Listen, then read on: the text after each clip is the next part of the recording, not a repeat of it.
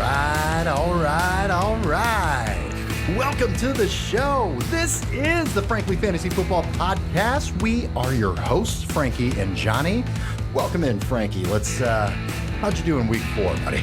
Ooh, I'm glad you asked, because I dominated outside of one league. I'm in 4 leagues, John, and I went 3-1 this week, so I'm really pumped.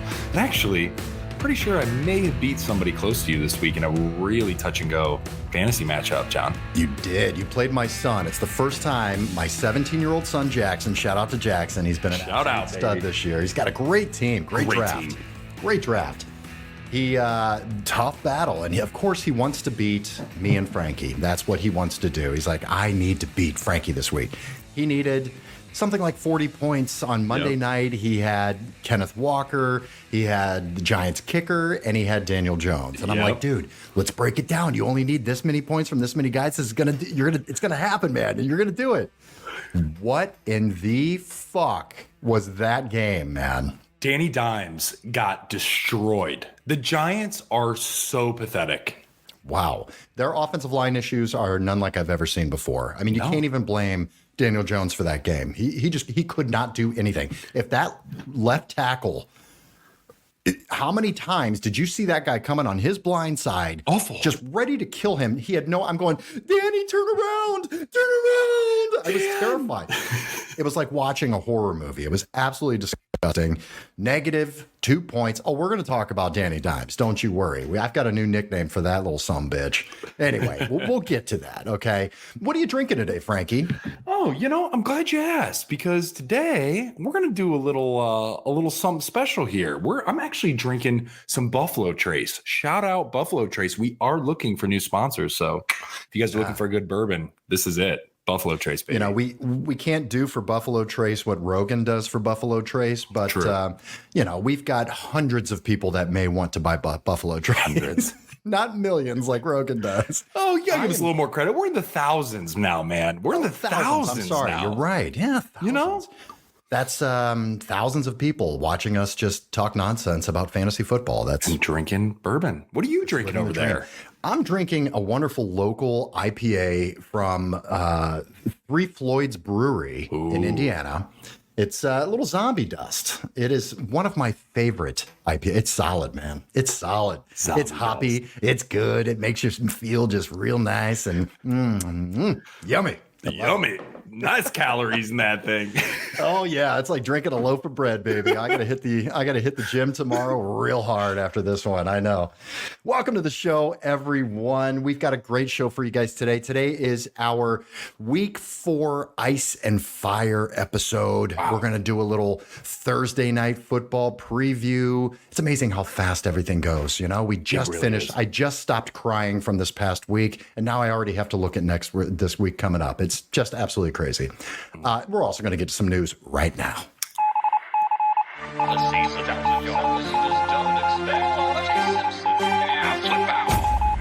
News and notes.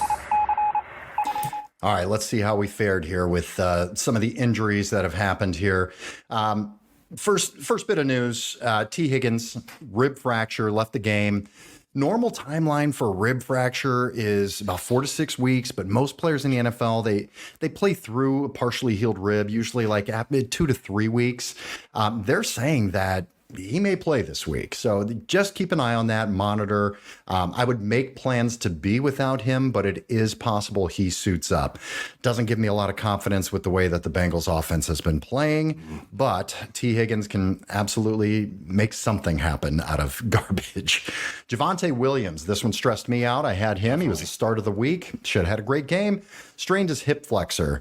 It seemed like it was going to be a little bit bigger of an issue, and it seems that now it's a strained hip flexor. Little fun facts here. 66% of players return within 6 days. So this is not going to be a long-term injury. 13%, it's 1 to 2 weeks. So he may end up playing this week. If the Broncos are smart, listen, I've got Javante Williams. I want him out there. But if they're smart, they should rest him. He's still recovering from the knee injury, devastating knee injury from last year. I don't think they need to rush him out there. Even if he does play, I could see it being in a limited capacity. I would really make plans to be without Javante this week. That leads me to star of the week. He's going to the darling of the waiver wire to this week, since it is just garbage out there right now. Big time. Jaleel McLaughlin. Talk to me a little bit about Jaleel McLaughlin, Frankie. Is this a smash or a pass for you with this guy this week? It's a pass. It's a pass. And it's not because of Jaleel McLaughlin himself, right? So he played extremely well, John, to the tune of he had over 100 all-purpose yards, guys. He rushed for 72 yards on only 7 carries. He also caught 3 passes for 32 yards and a touchdown. He was dominating. The reason why I'm passing on him this week is because of the matchup. Guys, they are going and playing the Jets. The Jets are pissed off after the dominant performance from a defensive perspective, in my opinion, that they showed against the Chiefs. And it was so dominant, actually. This is the first time in Patrick Mahomes' history that the opposing quarterback outdueled him, and it was Zach Wilson. So that is what's so interesting about this is normally, John, I would say, yeah, pick his ass up. He's a great start for this week, especially with them not utilizing Pirine. But due to the matchup, I'm passing. It's not a guy, especially a rookie, that I'm going to rely on. I think Sean Payton has something up his sleeve and could do something else. It's short term. If you want to pick him up, you absolutely can if you're just destroyed by injuries and bye weeks this week. Sure, but you're right. For whatever reason, they're not using Pirine. The guy had 6 rushes, 2 targets. They're just not utilizing him at all. And, we thought this was going to be a 50-50 split. That's not how things are shaking out. Can you explain a little bit? You said Zach Wilson overperformed Patrick Mahomes? Is that what I heard you say? That is what you heard me say. And it was fascinating. It was the first time in Patrick Mahomes' history, really since he's been playing, that he was technically outdueled.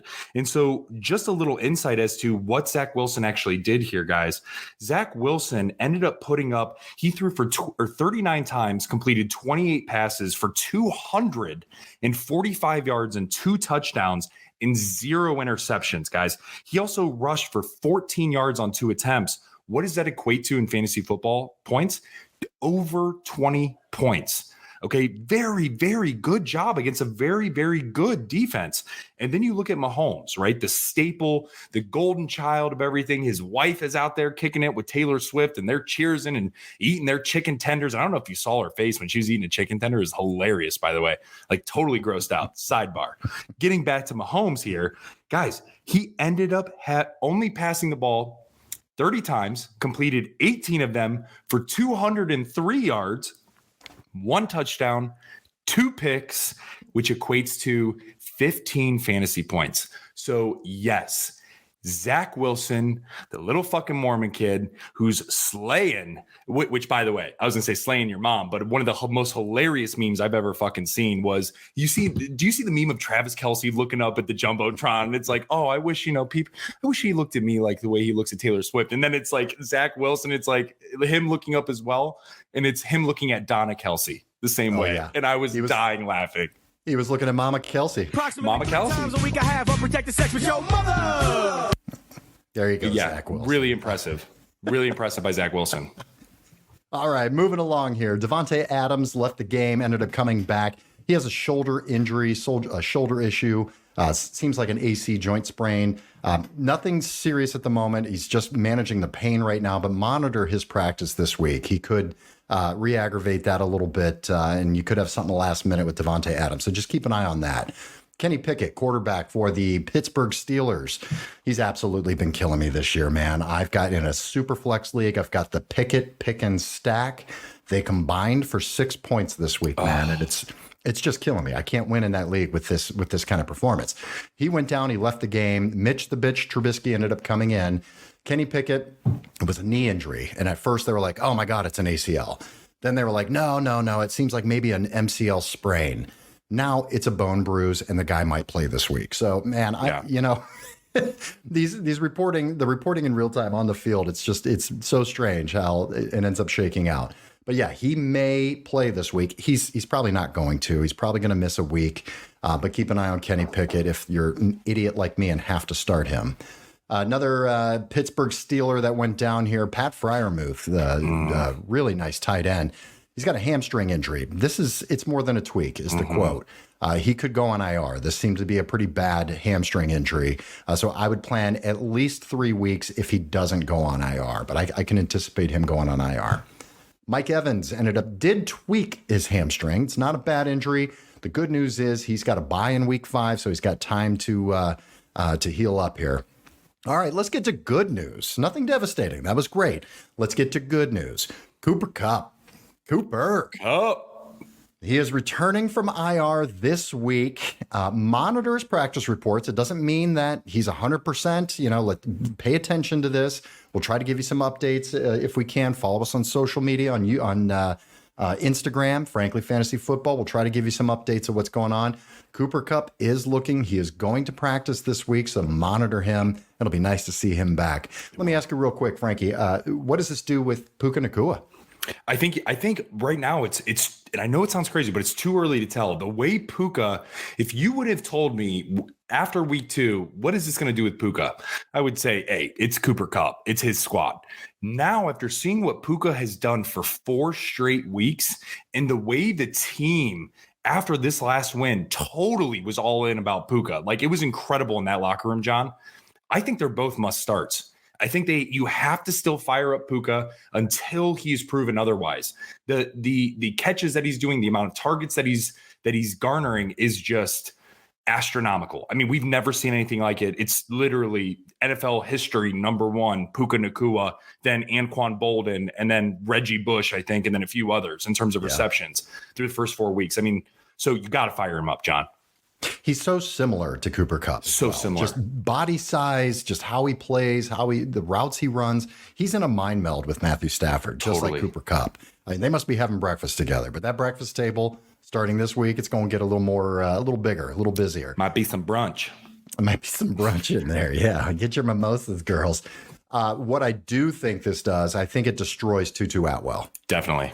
Yeah, I don't think Tutu Atwell is going to be a guy that you will be able to flex and play once Cooper Kupp is back, because the Cooper Kupp does play in the slot a lot. So I think that will destroy Tutu.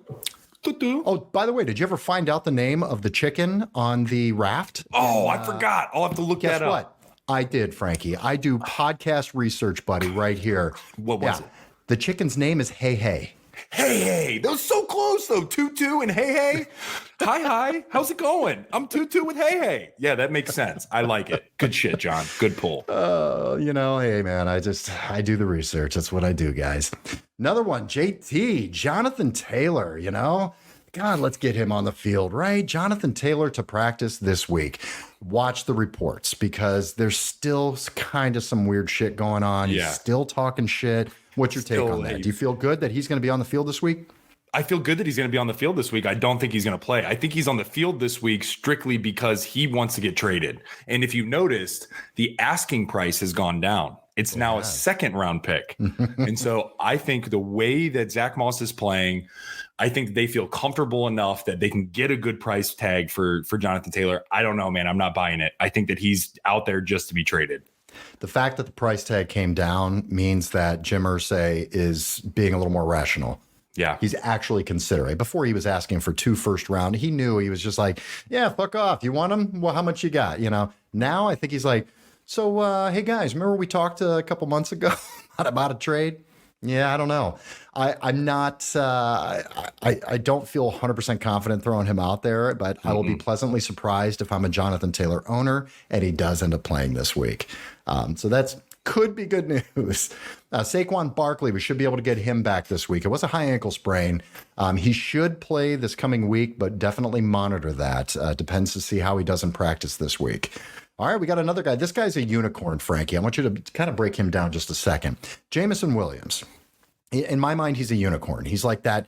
He's that car, that sports car that's in the garage that your dad is too scared to drive because it's just fast and dangerous. And right? That is what I feel about Jameson Williams. He is eligible to play this week. The NFL lowered his suspension when they changed the policy about gambling.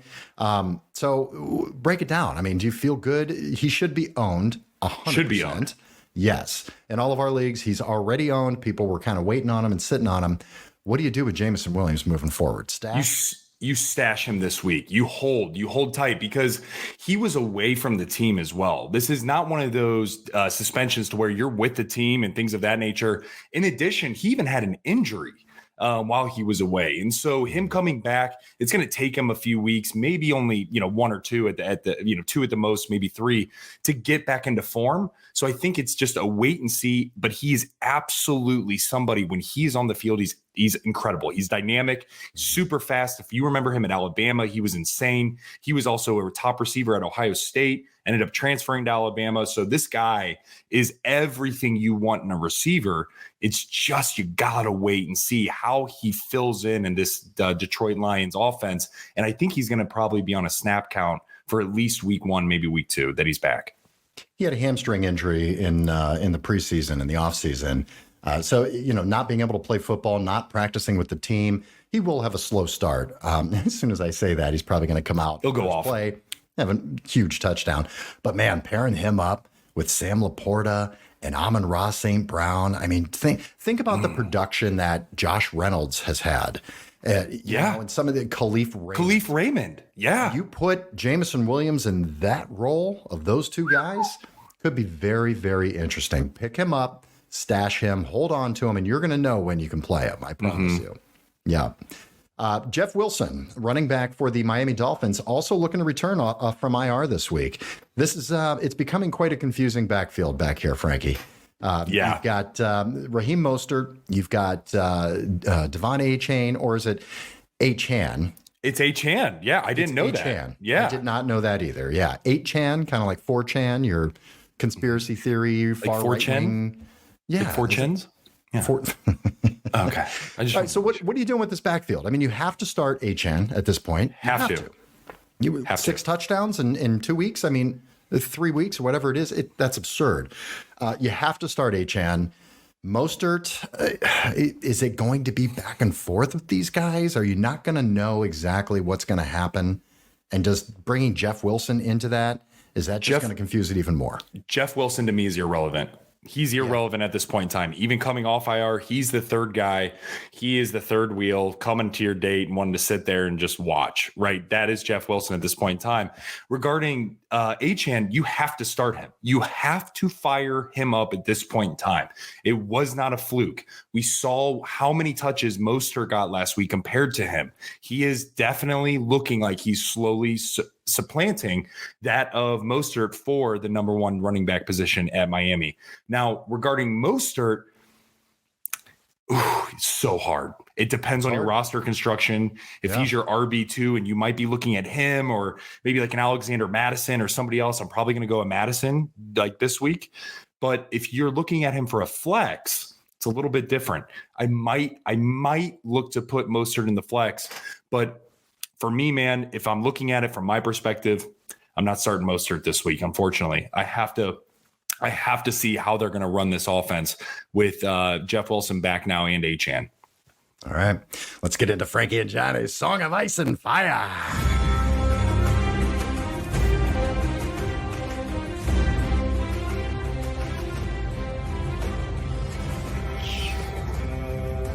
Okay, this week, Frankie, we've got a new Night King, okay?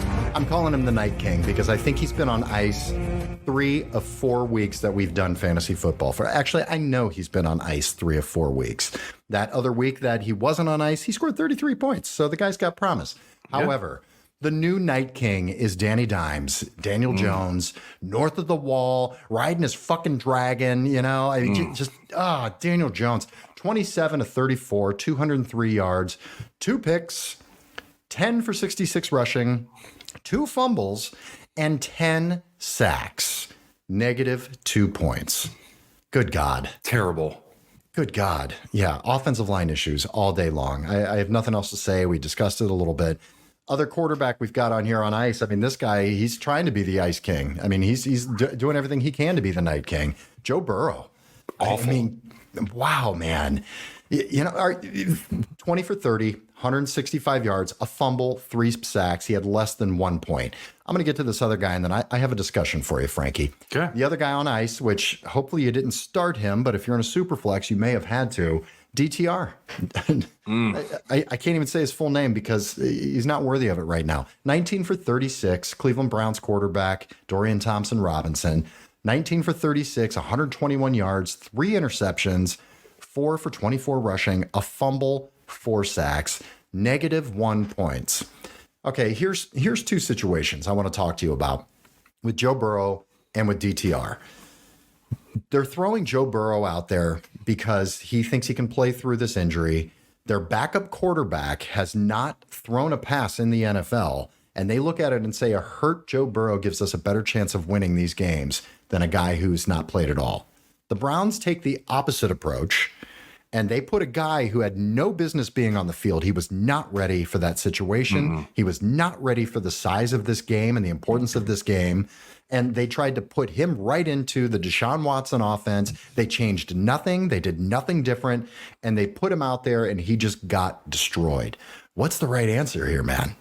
The right answer is more leaning towards that of the Browns. And I say that the Browns did a very poor job in terms of the coaching, the scheme, the game plan. They didn't shift or change anything. And that's reported on by other analysts and those within the Browns organization, saying that they literally, Stefanski did not change damn near anything in terms of what he was doing from a game plan perspective from Deshaun to DTR. So from that perspective, shame on the Browns organization. Now, I do appreciate the fact, though, that now Deshaun was medically cleared. Let me get that real honest here. So they cleared him to play. He was the one who said, I'm not 100%. And because of that, I actually appreciate that a little bit more because we've seen the opposite end of the spectrum with Baker. Baker was medically cleared. He goes in and he sucks ass. And it's not because of necessarily his play. It's because he was actually really hurt. And then he got hurt even worse and then hurt even worse. And then the bye week came and went and he kind of came back and then it was dog shit. So I appreciate a little bit more. Maybe should I say what Deshaun did in that instance, but the Browns handled it poorly.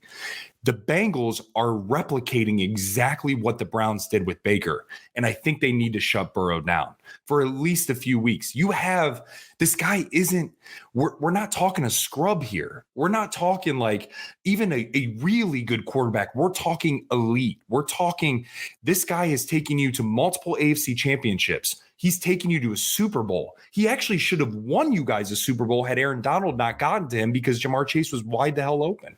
So for me, man, I think the Bengals are drastically doing Joe Burrow and the organization a massive disservice as to how they're handling this. Because at the end of the day, man, players are going to want to play. Majority of them are going to want to play, and you have to save them from themselves in some aspects. Joe Burrow, this is what's happening. And also, what do you think you're doing not wanting to bring in a veteran? It's not like you're throwing away the season. That's the other thing. Like Deshaun Watson's going to be back after this bye week. We know that. He's going to be back. Joe Burrow is injured. He's not hurt. He is injured. And so there's two completely different things happening. So for me, man, absolute shame on what the Bengals are doing. Bring in a veteran quarterback or bring in somebody to take a snap or do something. Because right now, I mean, this is causing problems in the locker room. You can see it, the frustration on Jamar Chase's face and the way he's acting and the words he's saying. I mean, he's motherfucking, saying the F word to reporters and stuff and saying how he's always, effing open. And so that's Joe Burrow's boy. In college.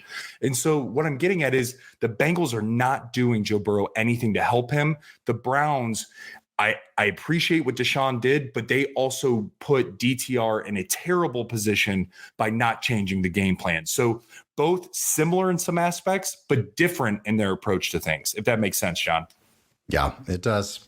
Let's get to some running backs here. Let's see who shit the bed for you. Raheem Mostert, as we just talked about.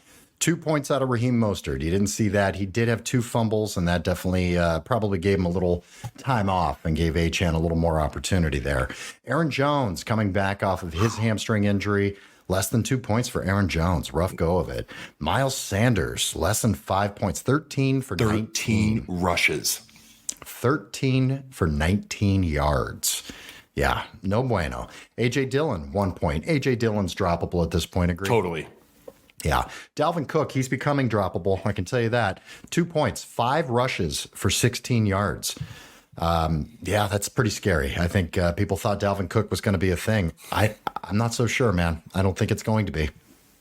Let's get to some receivers here. Jordan Addison had a 0 goose egg for you this week. Apparently, Kirk Cousins didn't like him this week. Deebo Samuel, this one was really weird. Wild. It's so hard to figure out what to do with the 49ers fantasy players, because it's like it's always going to be CMC, and then it's going to be one of the 3 options typically is going to hit. And that's what we've seen over 4 games. Deebo Samuel had 0 targets. He had 3 carries for 6 yards. I had to look at that stat 5 times because I thought I was wrong. I thought the app was completely wrong. John, what's interesting, real quick on that, Deebo, here's exactly to your point. Week 2, 18 fantasy points in half PPR. Week 3, 23 points in half PPR. This past week, 0.6 points, to your point. And so for me, man, yeah, I completely agree. It is good. That's a great call out. It's literally going to be CMC and then your choice of Ayuk, Deebo, and Kittle. One of them are going to pop off. Play roulette. That's exactly what it is. It's Russian roulette. Just put the bullets in there and zoom. Yeah. Yeah, man. Chris Olave, this one absolutely killed me as well. Less than 1 point, 1 catch for 4 yards. George Pickens, we talked about it, 3 points. Michael Pittman, 1 catch, 15 yards, 4 points out of him. Mari Cooper, that was a DTR issue. We know that. He had 1 catch, 2 points. Tank Dell, this one was disappointing. We really liked him going into this. Yeah, it was just the way that they schemed against this defense. Apparently, Nico Collins went absolutely apeshit, who we'll talk about.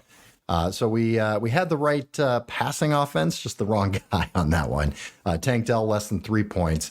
TJ Hawkinson, let's get to a couple of tight ends. We just talked about 49ers. George Kittle, less than 2 points there. TJ Hawkinson, 3 points as well.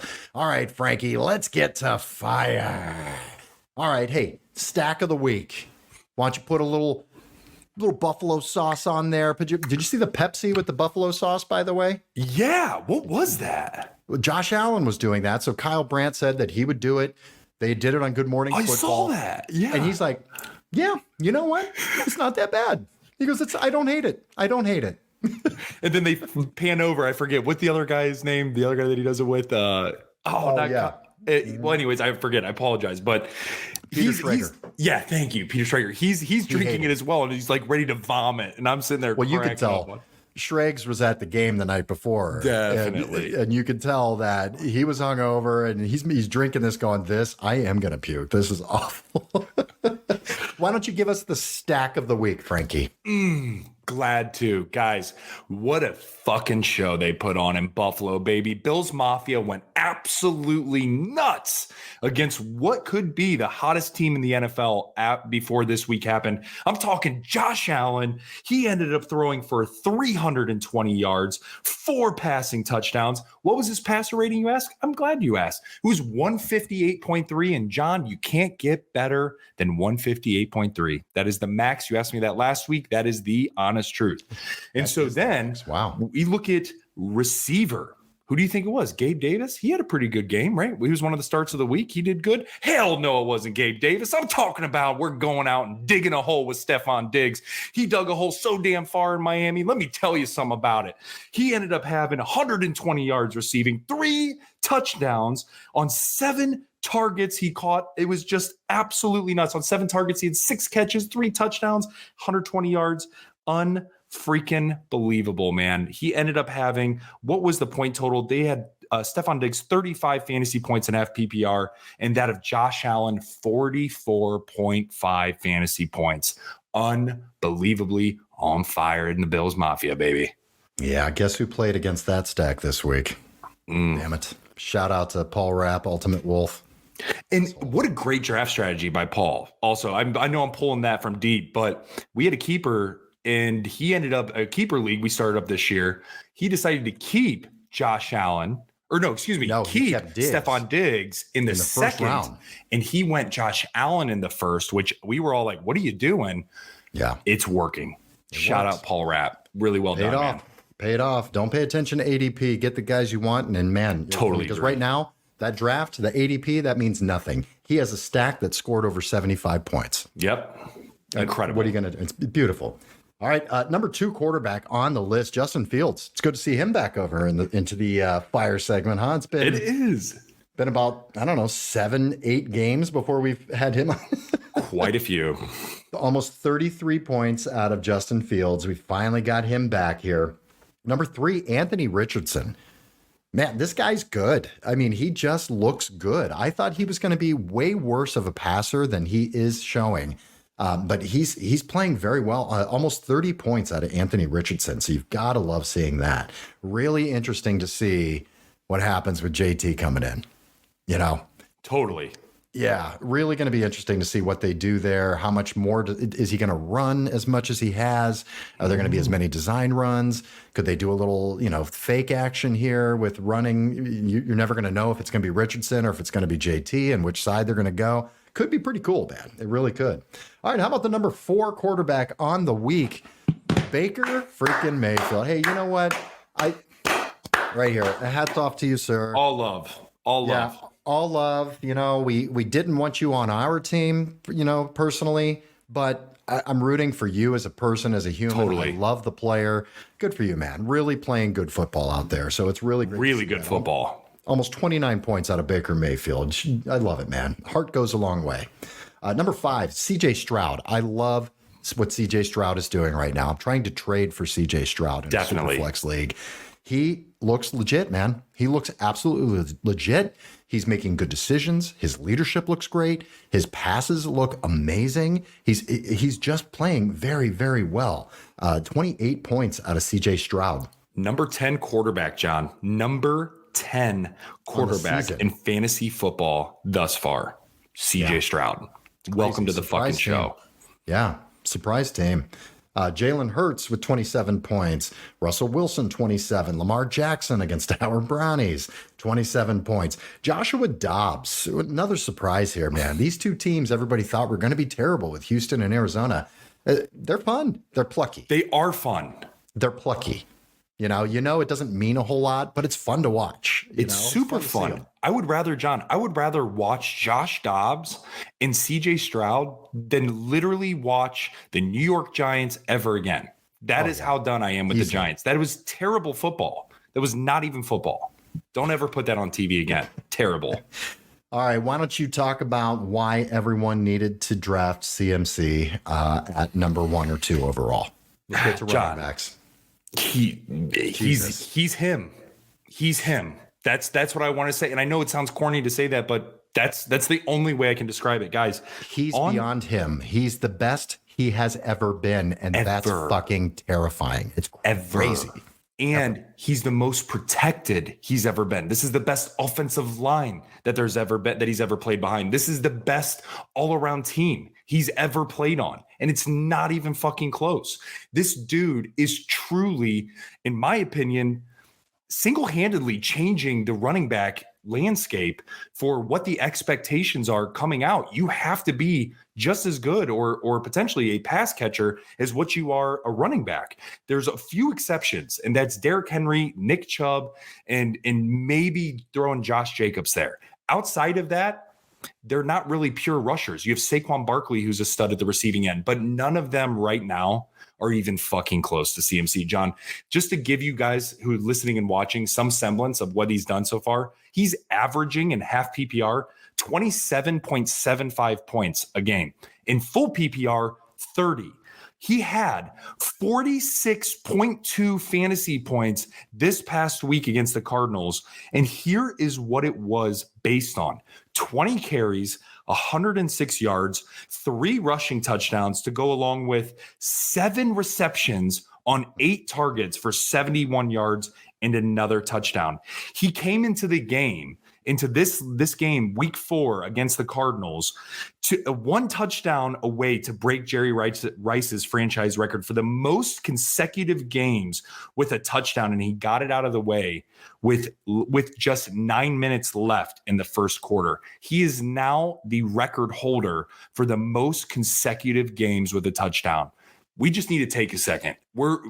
Everybody listening and watching needs to truly appreciate what we're seeing out of this running back and out of what he's doing. He's Steph Curry in basketball, changing the game of all these little kids and the expectation of, okay, now we're going to shoot threes from the half point mark or from the half court mark. That's what CMC is doing in football. Absolutely incredible, John. He's breaking the all-time record as a 49er. He hasn't even played with the team for a full season. That's crazy. He came to the team mid-year last year. He hasn't even played a full season with these guys. That's it. It's insane, man. I mean, it's unbelievable. And he's not doing it single-handedly. Him combined with Kyle Shanahan, it's a chef's kiss. I mean, it's a chef's kiss. It's just, I'm drooling. It's so delicious. I can't even believe it. They're so fun. What a marriage in heaven. I mean, it's just perfect. My God. All right. That's enough slobbing on Christian McCaffrey. Oh, sorry. Number 2, David Montgomery. How about that?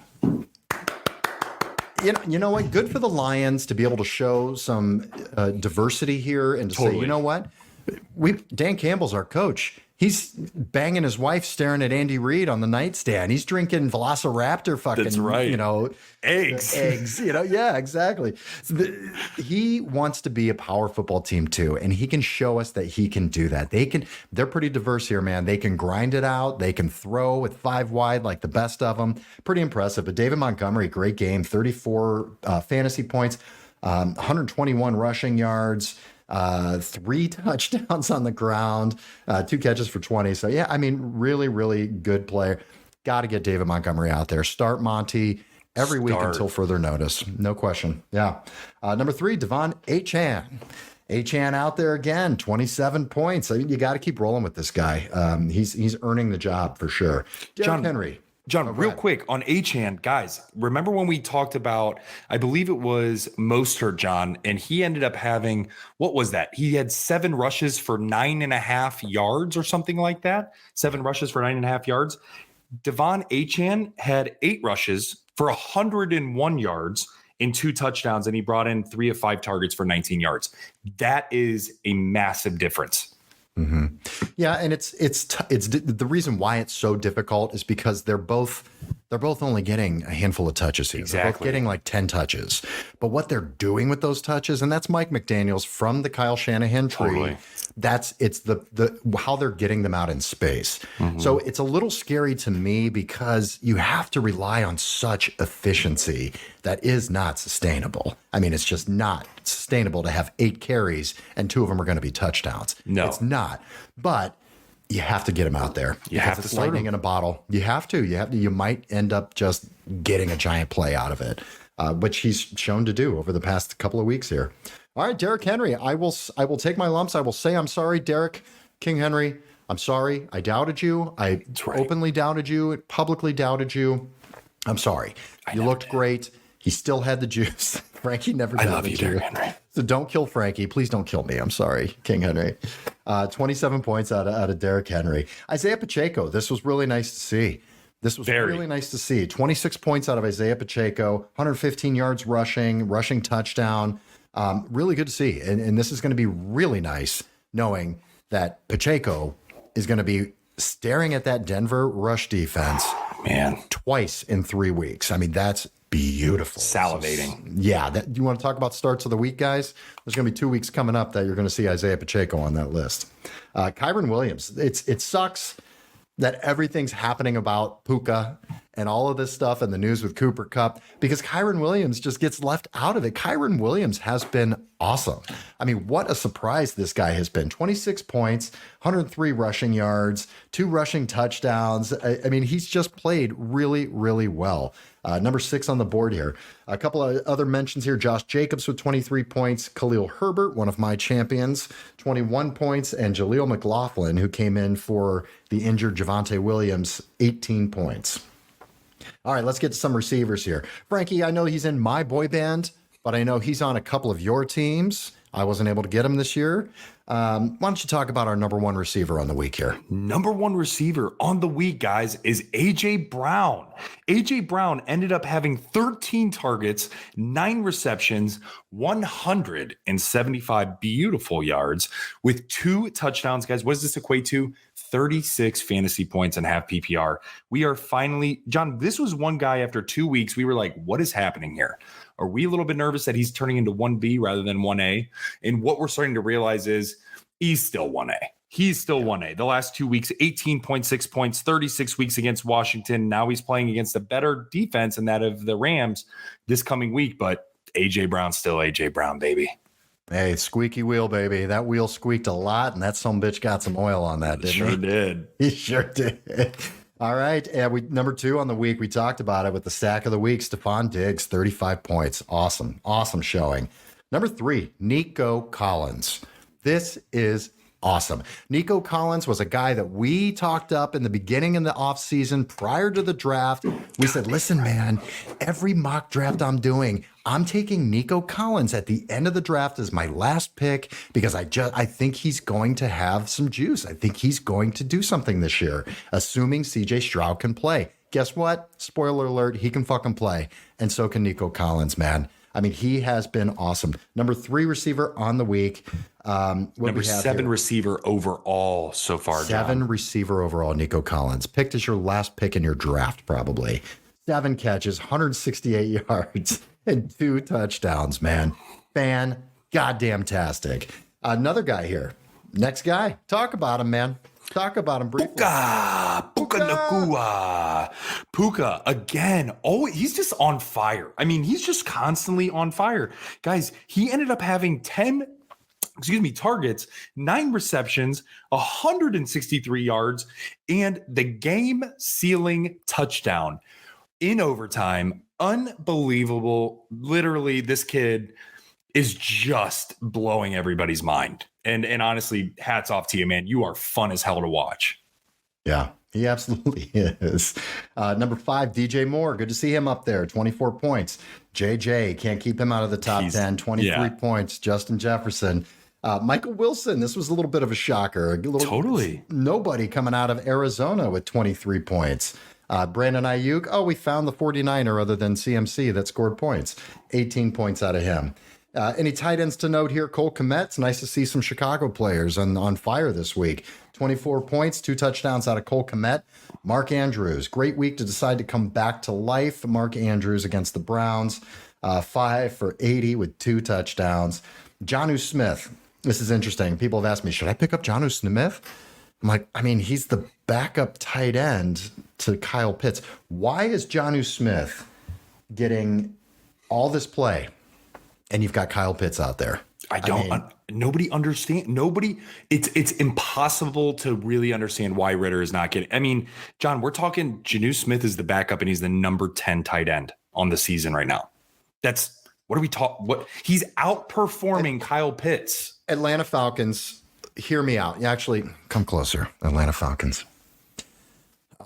Would you please fucking trade Kyle Pitts to a team that's going to use him?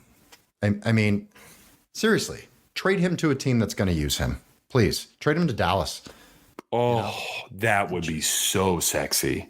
Yeah, I mean, please, man. I mean, anywhere. Just please send him somewhere with a quarterback. Oh, God. With Baker and Mike Evans and Godwin. I mean, that could be really insane. Yeah, it's crazy. It's crazy, man. Yeah. Anyway, forget it. I get so upset. I can start talking about Kyle Pitts, and I lose all train of thought here, man. I can't do it. All right, Frankie, let's get to our Thursday night football preview, baby. All right, Thursday night this week, guys, we do have the aforementioned Chicago Bears with some guys on fire there.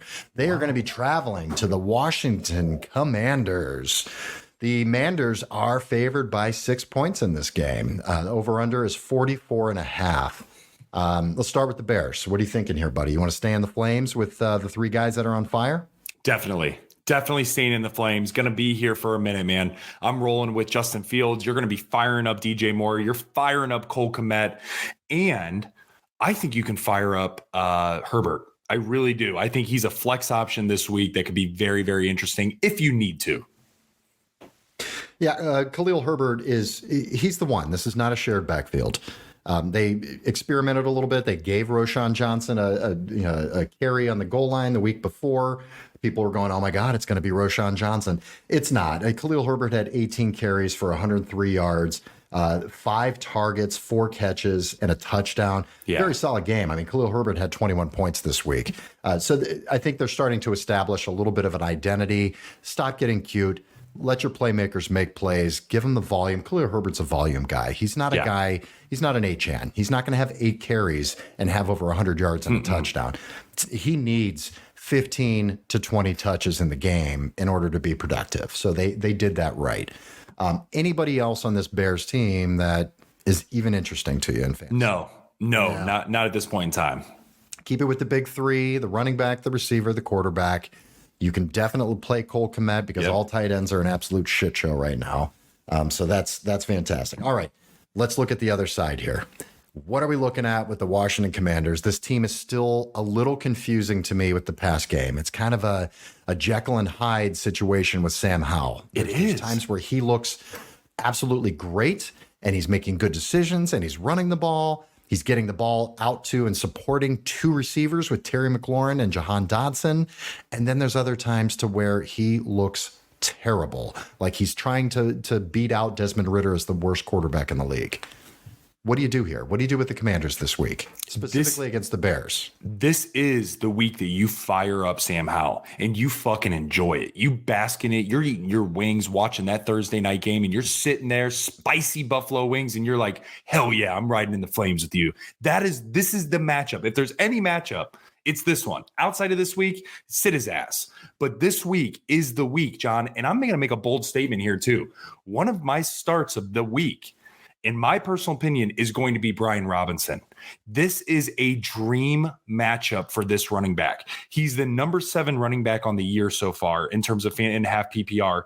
He just came off a decent showing against a very good defensive front, and that of the Eagles, into where they almost won the game. He had 45 rushing yards on 14 carries, 1 touchdown, and he caught 2 targets for 6 yards. So he had a decent game. Guys, this is a dream matchup.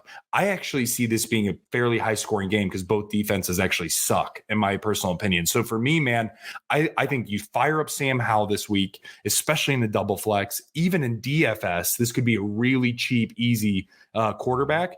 It's got to be Scary Terry. You got to fire him up this week, John. And it's got to be Brian Robinson. Outside of that, I think a interesting play is Logan Thomas, the tight end. I think that he is a guy that gets slept on a little bit, who has tight end 1 written all over him.